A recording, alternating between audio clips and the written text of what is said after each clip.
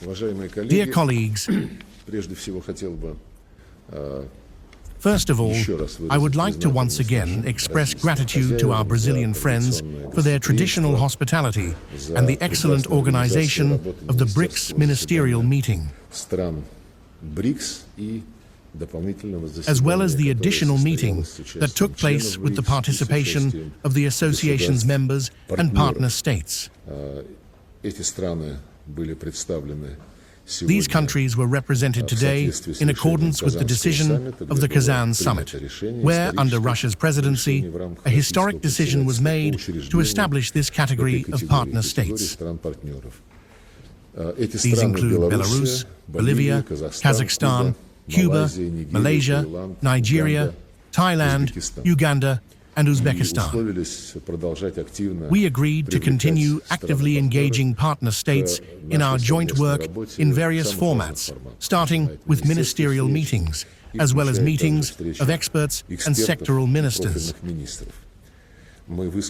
We spoke in favor of further enhancing the role of BRICS and, more broadly, the countries of the global majority in addressing key contemporary challenges. We noted the importance of collective action by our association in achieving sustainable development goals, ensuring security, and fostering economic growth.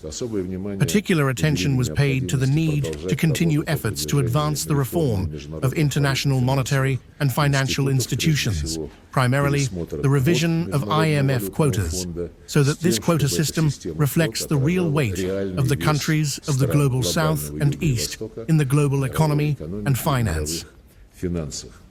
In this context, the majority of delegations emphasized the destructive nature of the policies of the countries of the collective West, which may no longer be entirely collective, but all Western representatives share the same goals, namely, to continue living at the expense of others and to employ neocolonial practices for this purpose. This includes unilateral, illegitimate sanctions, the abuse of their currency's roles in the international financial system, and unjustified trade protectionism, including the tariff wars that are widely discussed today. It was noted that, in an attempt to preserve their slipping dominance and continue gaining competitive advantages at others' expense, the Western minority is actively undermining the international financial and economic architecture. We discussed in considerable detail current issues of regional and international politics, including numerous crisis situations in various parts of the world. Particular concern was expressed over the deteriorating situation in the Palestinian territories, as well as in the Middle East as a whole, and in many parts of the African continent. For our part, we emphasized that an effective resolution of all these issues would be facilitated by adhering to the principles of the UN Charter, which must be applied not selectively, picking and choosing one or another, depending on which goals these principles are meant to serve, but rather in their entirety and interconnectedness. We reaffirmed our position in support of reforming the UN Security Council, including backing the candidacies of India and Brazil as permanent members, while simultaneously addressing the issue of representation for the African continent.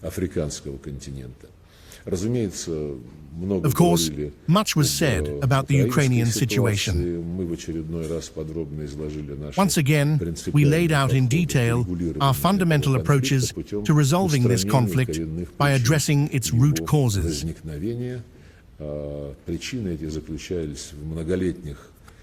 These consist of the years-long attempts to expand NATO eastward, right up to Russia's borders, and to absorb Ukraine into the North Atlantic Alliance, thereby creating direct threats to our security along Russia's borders.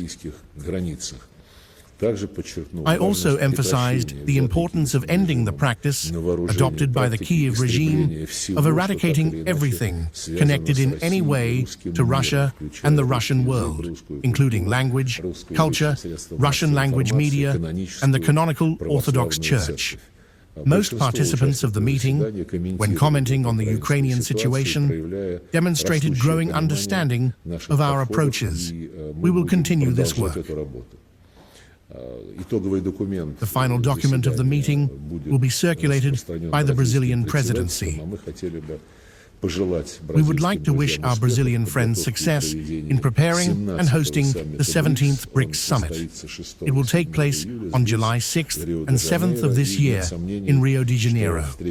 There is no doubt that this high-level meeting will be a productive event and will further strengthen our strategic partnership. Russia will do everything possible to contribute to this.